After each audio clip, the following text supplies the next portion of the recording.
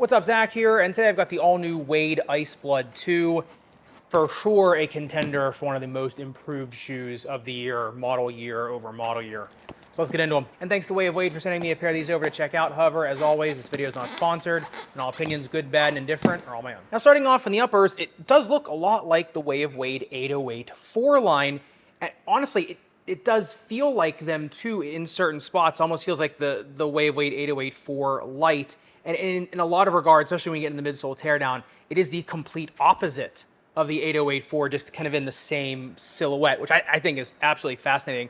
Now, looking into the uppers, you do have a pretty chunky textile and TPU weave that goes almost all the way to the ankle collar. And it's pretty strong, to be honest. And underneath of it, as you can see, really padded mesh underneath of that as well. So it's pretty plush and comfortable underneath of it, even though, as you can see underneath of that top layer, you have a lot of reinforcing. Number one, it's like kind of like waxy reinforcing, and you've got these external lace eyelets that break into these triads of ribbons that go into the strobe board. So there's a lot harnessing that mesh on the outside, that woven mesh, which, you know, kind of keeps the shoe feeling pretty light and airy. Look at this thing on the breathability test. Heated up 106.1 degrees, which, is not bad whatsoever. I think the only thing that was holding on to any heat, though, was the gusseted tongue, right? Because this is a very plush, substantial gusseted tongue in there. So I think that's really the only thing that was holding on to heat.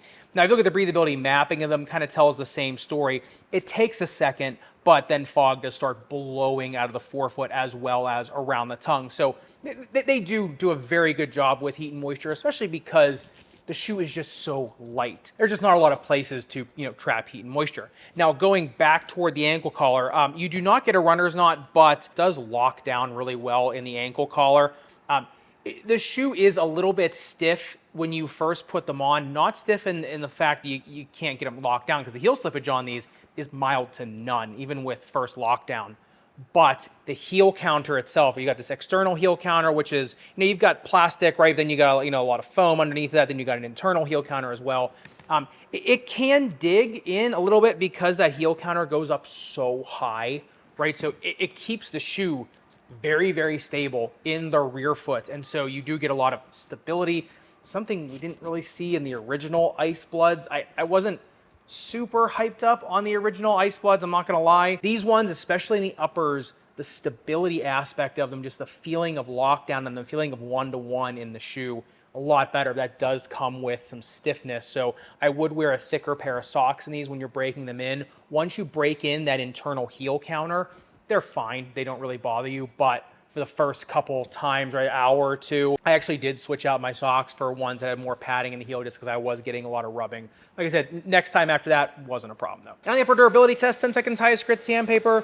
The burr makes it through the wax, but does not make an impression on that woven mesh underneath of it. Now you do have, a lot of rubber that comes up over the uppers too, so that is nice to see. I would say on outdoor courts, you might drag and slide through that little circular disc there potentially. But I would say overall, especially for kind of like the silhouette, the model of shoe, even on outdoor courts, they'll probably be okay unless you're a very, very, very extreme everter. But getting in the midsole teardown, this is something I really have not seen much at all. Super interesting. There's some, pros and cons to it, but super interesting in that. These actually have a stitched in non-removable insole. It is integrated into the rest of the midsole, which is like the complete opposite of the 808 4 line, right? Which is a drop-in midsole, which everything just comes out.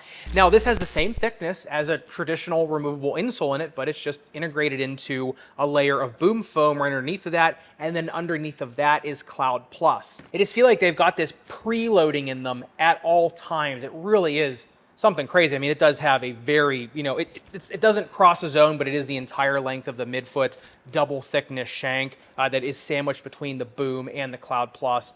The feeling of it, springy, bouncy, but kind of like that trampoline type bouncy feeling in them. Now, number two, the forefoot does have a little bit of a rocker. I wouldn't say it's necessarily a rocker, but it has a steep ascent to it. So these do want to be played up on the balls of their feet. And we'll see that when we get to the grip test ramp. You'll kind of see what I'm talking about.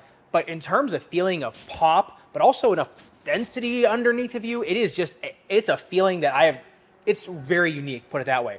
The integrated insole, I do like in that it does make the shoe move more as one unit, right? There is nothing that is moving underneath of you, which is pretty cool. But then again, you can't take it out to put an orthotic in. So that I don't love. And when it kind of, when it starts to bottom out, then you can't take it out either. It is made of a little bit more premium foam, right? It's nice and dense underfoot. So it probably will last, I would say, like just as long as like a really nice Ortholite insole would. But it does have that pro and con where I would say it probably needs to be broken in a little bit before you could throw an orthotic on top of it. But at the same time, yeah, there's less moving parts underfoot. And looking at the setup on the bounce height test, it's got 39 centimeters in the rear foot, shocker, 39 in the forefoot. Like I said in previous videos, boom foam is pretty insulating. So you can see, there is a lot of spring to this, not just with the foam, but also with that, really substantial shank. And getting into the outsole tread, once again, really reminds me a lot of the 808-4. You have this gear pattern here in the forefoot, this kind of interlocking gear pattern, and then it is cased in just a linear tread pattern that goes all the way into the rear foot, kind of creates more of a delta pattern, and then more gears on the medial side. If you look at this thing, though, on the grip test ramp, I think this tells a pretty interesting tale. These things slip at 36 degrees. The thing is the only thing that's touching the grip test ramp is, the middle of the midfoot to rear foot. There's none of the forefoot that's touching it because of the angle of ascent of the forefoot. I did notice on court, they definitely grip very, very well when you stay up on the balls of your foot. Even if you're not, even if you're a little bit flat-footed like me, I really never had any problems with slippage on this court, really any other court I played on these. I actually played outdoors in these as well as indoors. It really was fine. Honestly, these aren't the worst outdoor shoes out there. The durometer of these things comes in at 21.5, so they're tough enough for outdoor courts. They're also protective enough for outdoor courts as well, with the layers of foam on them, as well as, they're more nimble on an indoor court. Not a ton of rubber movement on the viewing box, as you can see, but like I said, this tread kind of wants to be used kind of in this pod, right, as a whole. And as long as you're laying down your forefoot, these things grip, at least to me, just fine. And speaking of that, if you look at the outsole durability test, 10-second tie-ice grit sandpaper, yeah, the burr basically just scuffs up the gritting pattern on the rear foot. So once again, on outdoor courts, this, I honestly, for the breathability of them, the weight, as well as the protection, durability, honestly, these are really, really decent outdoor shoes. Now, speaking of things these are decent for, you look at these things on the speed ratio, they come in at a 3.08, shank score of 0.2, bumps it up to a 3.28. I think that's right where they belong. These things are speedy. They, like I said, they just feel preloaded all the time. They have a great just feeling of snap to them. Whether you're kind of just dancing around, right, you're more in a contained area, you just kind of want that quick hop speed, or if you're going coast to coast, these things are just fine. Honestly, for what these were in the Ice Blood versus the Ice Blood V2 versus the Ice Blood 2, right?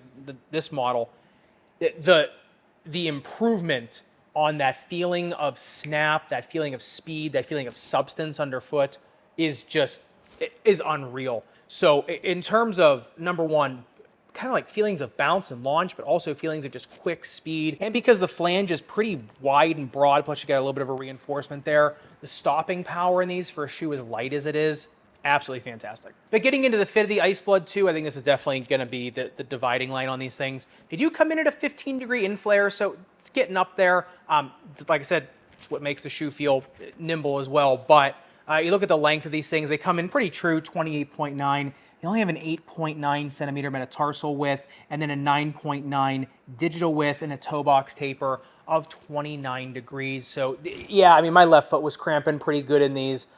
Even on the cooler days I was playing in them.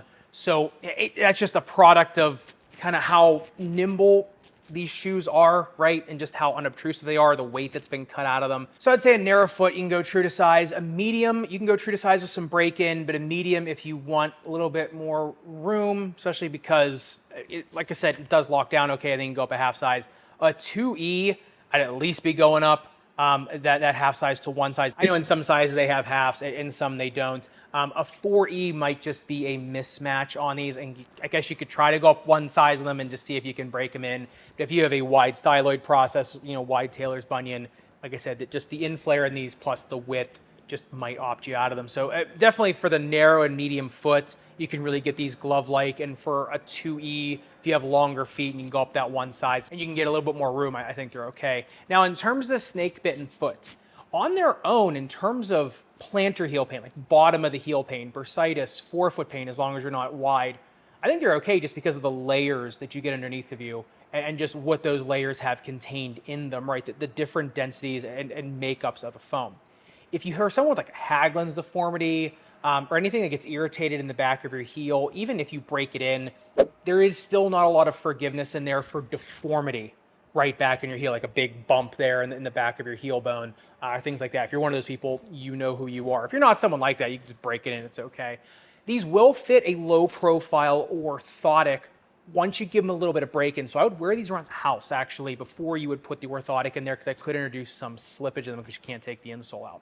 On their own, yes, they are very protective and they actually do have, you know, a lot going for them in terms of that. If you want to put your orthotic in there and kind of bump these up, you know, kind of to the next level, like I said, wear them around the house, get that non-removable insole broken in so that you can fit a lower profile orthotic in there more comfortably. And the fit of these really brings me right into the performance of them. Just how snappy these felt, how just springy these felt. Just how much of a diving board effect I felt on these. Number one, just from doing little hops, you know, step backs, things like that, all the way to going up for layup after layup after layup. Just felt fantastic. That does come with some feelings of stiffness in them too, right? Like I said, the rear foot in them, it does feel a little stiff. The shoe just itself feels a little bit stiff, especially because of the angle of center of the forefoot. It is kind of putting you in the position it wants. Now that does come with, like I said, a lot of performance benefits to it. It's not the super buttery feel of the 11s. It's much more of a springy diving board, you know, feeling underfoot. I was not uncomfortable underfoot. I think, honestly, the Boom over the Cloud Plus is definitely a win. I like that a lot more than the opposite. Now that I've kind of been able to try a lot of these different formulations on top of one another, I do kind of like this formulation. It's not a bad stiff feeling underfoot, right? It's much more of like a trampoline feeling underfoot, you know, still very comfortable. So I'd love to hear your thoughts in the comments down below, especially because these, like I said, they're light enough. They've got the performance. Like I said, the only thing in them is, like I said, they're not super buttery feeling like the 11s would be. It's definitely a different feeling. I think it fills a gap in the lineup, which I like, versus the original Ice Bloods, which seemed to me just like, okay, this is a budget shoe. All right, you know, the tongue isn't, you know, really locking you in. You know, I wasn't really sure kind of where they were going with that, whereas in this one, once again, it definitely fills a need in that lineup for a very light, speed-focused, non-drop-in midsole shoe. Kind of the opposite. Everything's integrated into this one. So I'll hear your thoughts in the comments down below. And if you do want to see what I'm talking about with the Way of Wade 8084 Ultra, the new one that has just come out, and kind of similar silhouette, just kind of in a drop-in. If you want to see that shoe go under the knife, make sure you click into this video up above and subscribe down below. Respect your rubber and foam. I'll see you somewhere in the sneakerverse.